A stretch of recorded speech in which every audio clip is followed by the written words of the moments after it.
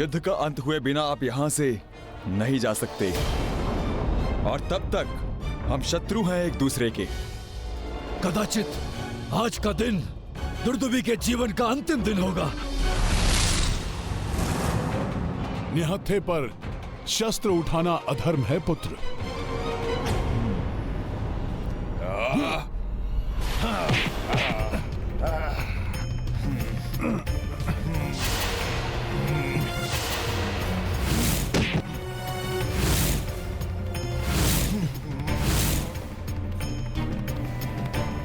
देखता हूं मल युद्ध में कितने निपुण हो तुम।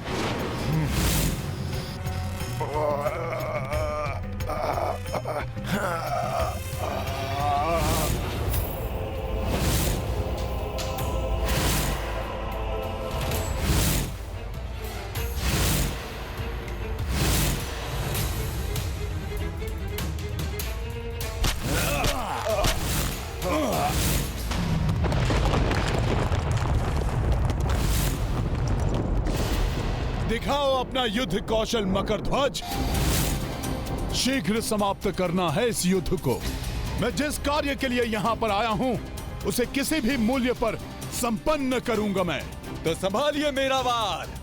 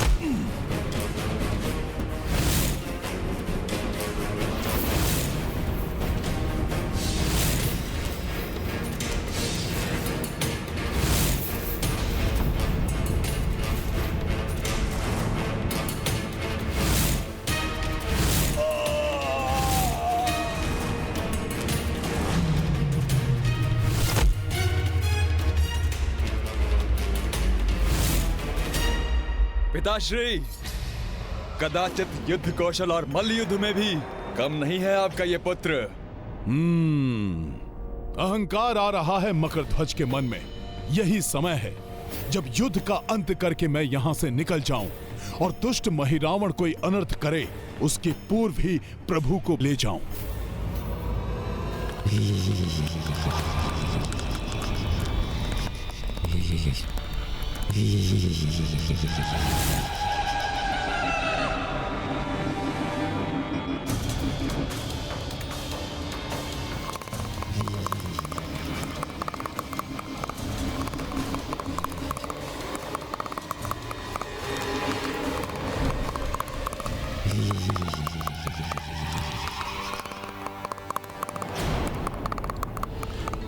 पूजा कक्ष तो इस ओर है, तो तुम जल का पात्र लेकर उस ओर कहां जा रही थी? नहीं नहीं नहीं महाराज, मैं तो वो जल लेकर उस ओर।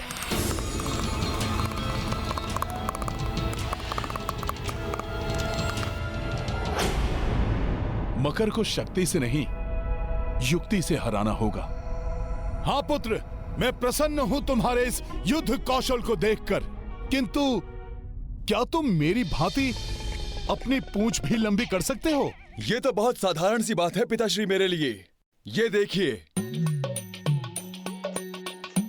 सखा।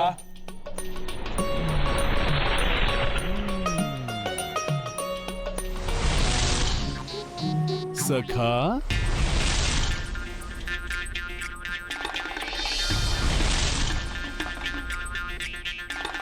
पुत्र, किंतु मैं अपनी इच्छा अनुसार अपनी पूंछ को घुमा भी सकता हूं। ये देखो।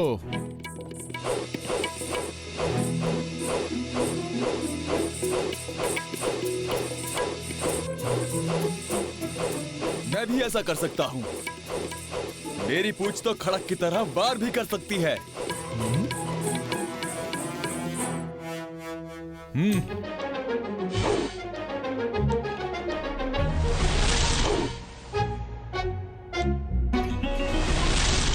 इससे शिला प्रहार भी कर सकता हूं मैं।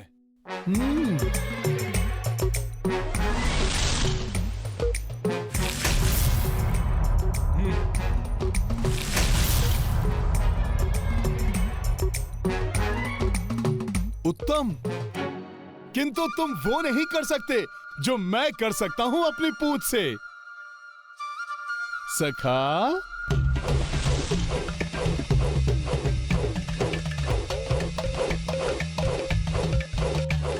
मैं तो आपसे भी अधिक तीव्रता से और आपसे भी अधिक गहरे बना सकता हूं अपनी देह पर। ये देखिए। सखा,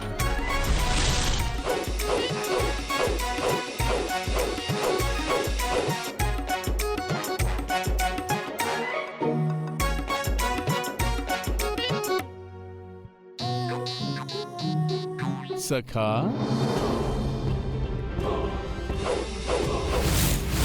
इतनी तीव्रता।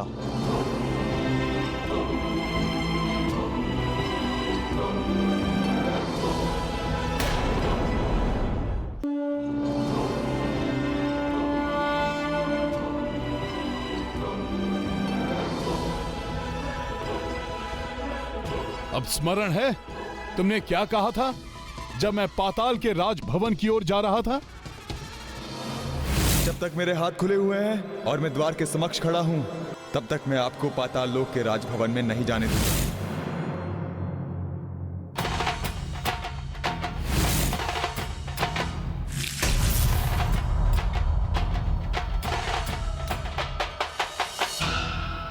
तो अब ना तो तुम्हारे हाथ खुले हुए हैं और ना ही तुम द्वार के समक्ष खड़े हो। अतः अब मैं भीतर जा सकता हूं। और इस प्रकार से तुम अपने स्वामी के साथ छल भी नहीं कर रहे हो, क्योंकि तुमने अपने पूर्ण सामर्थ्य के साथ मुझे रोकने का प्रयास जो किया है। किंतु पिताश्री, ये आपने कभी कभी शक्ति से अधिक कार्य युक्ति का होता है पुत्र। और वैसे भी पिता तो अंततः पिता ही होता है ना पुत्र। तो ये करना तो आवश्यक था। प्रभु श्री राम को रक्षित करना है मुझे।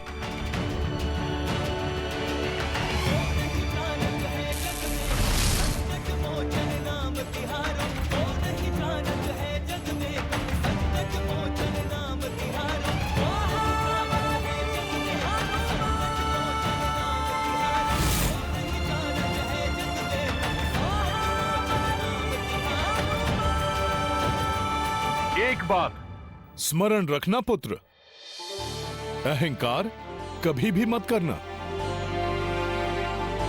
अहंकार बड़े से बड़े शक्तिशाली को भी पतन के मार्ग पर अग्रसर कर देता है। उसकी शक्तियां कम पड़ जाती हैं पुत्र। और युद्ध कौशल में मात्र निपुणता ही नहीं, अनुभव भी काम आता है, जो समय के साथ साथ ही प्राप्त होता है। मेरा सौभाग्य है जो मुझे अपने पिता से अमूल्य सीख प्राप्त हुई। मैं सदैव इसे स्मरण रखूंगा पिताश्री।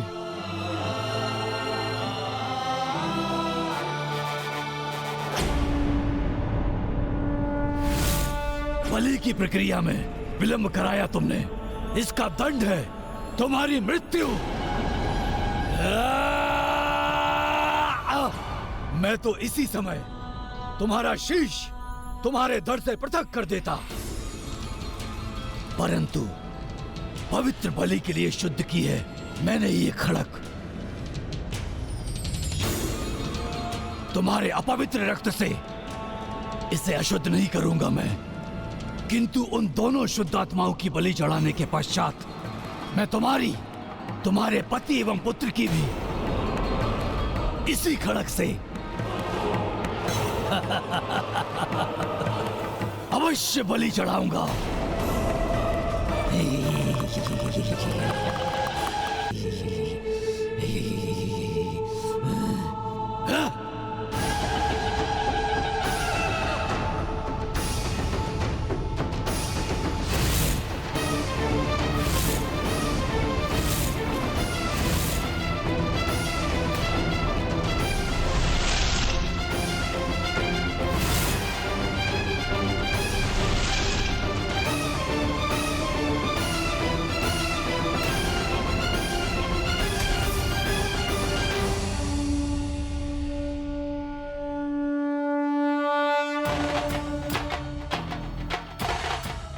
आप चिंता ना करें माता, मैं यहाँ पहुँच गया हूँ और मैं अपना वचन अवश्य निभाऊंगा। किंतु सावधान रहना हनुमान, तुम्हारी उपस्थिति का उस महिरावण को तनिक भी भान हो गया तो वो प्रभु और उनके अनुज की बलि चढ़ा देगा। माता, महिरावण को मेरी उपस्थिति का भान नहीं होगा। ईश्वर की कृपा से मुझे अष्ट सिद्धियां प्राप्त हुई हैं। मैं किसी भी रूप में परिवर्तित हो सकता हूँ।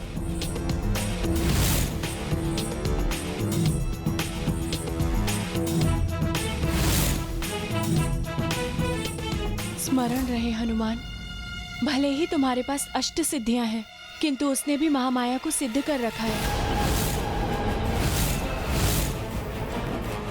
संसार का सबसे बड़ा मायावी राक्षस है वो। यदि वो बलि देने में सफल हो गया तो उसे ब्रह्मदेव की समान शक्तियां प्राप्त हो जाएंगी।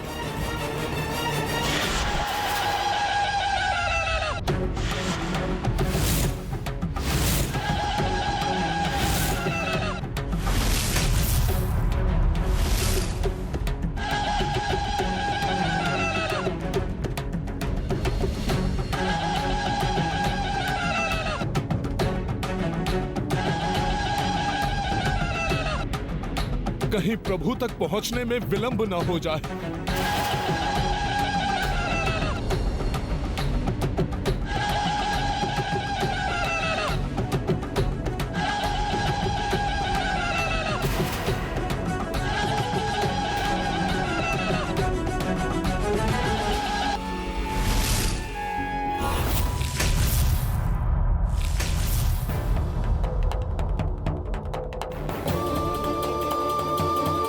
प्रभु एवं भ्राता लक्ष्मण को अचेत कर रखा है इस दुष्ट ने।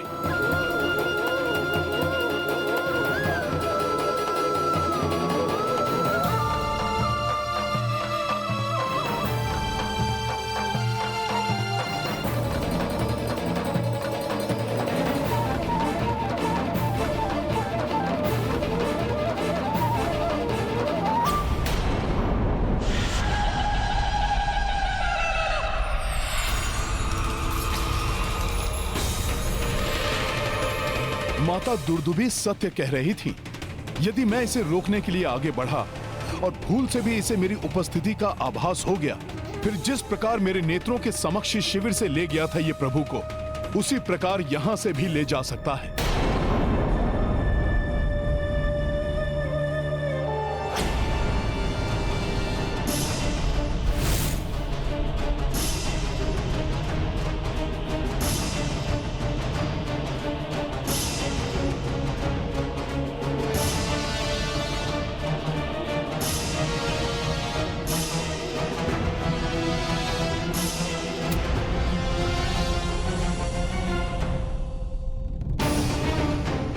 मुझे पूर्णतया सुनियोजित ढंग से कार्य करना होगा।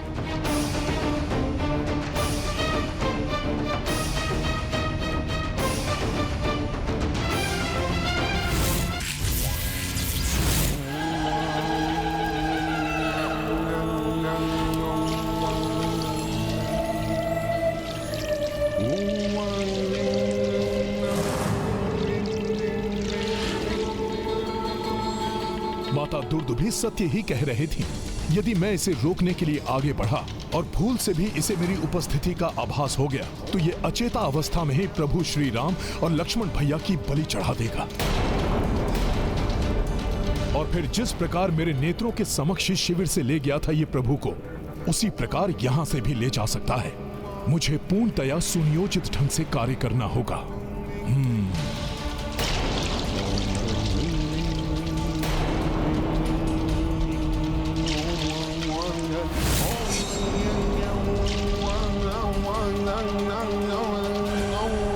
हे माता, आप तो स्वयं माता देवेश्वरी का अंश हैं। आप ही इस संकट से उबरने का कोई मार्ग दर्शाएं। कृपा करिए माता।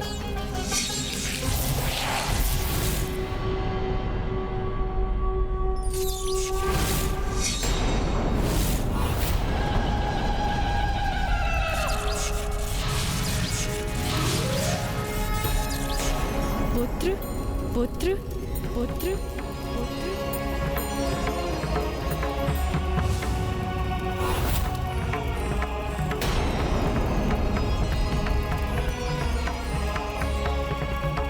माता,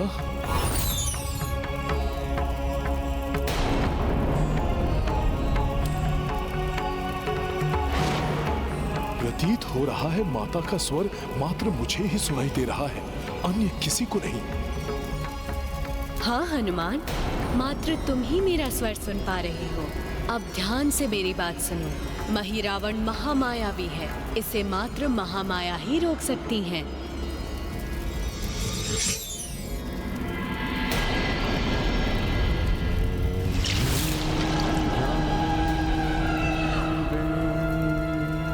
मात्र महामाया अर्थात माता। माता, अब मैं जो करने जा रहा हूं उसके लिए मुझे क्षमा कीजिएगा।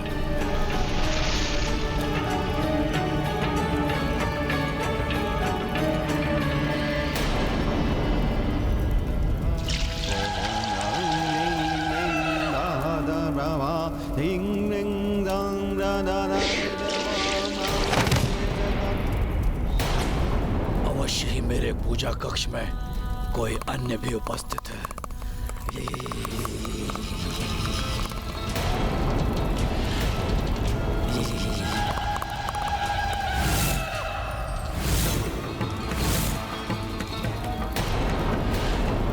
किसने यहाँ आने का दुस्साहस किया है? वो जो भी है मेरे सामने आए। ये मैं हूँ पुत्र। माता महामाया,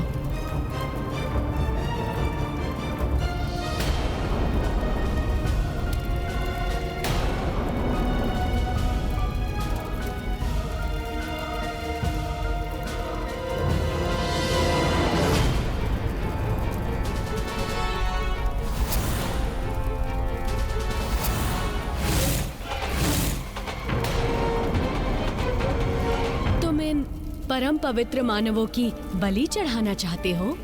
हाँ माता। किंतु रात्रि तामसिक होती है, इसीलिए रात्रि में बलि चढ़ाना उचित नहीं है। बलि चढ़ाने के लिए प्रातः काल की शुभ बेला की प्रतीक्षा करो, तभी तुम्हें उत्तम फल की प्राप्ति होगी। तब तक इन शूरवीर योद्धाओं को यहीं छोड़कर बाहर जाओ और द्वार बंद कर दो।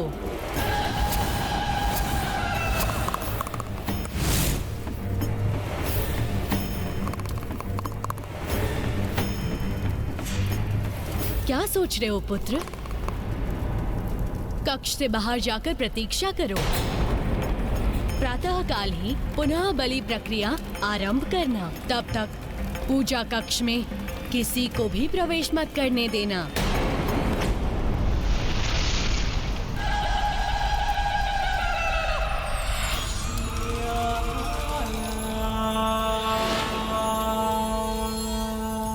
माता, मुझे ज्ञात है कि इन दो महामानव की बलि कोई साधारण बलि नहीं है।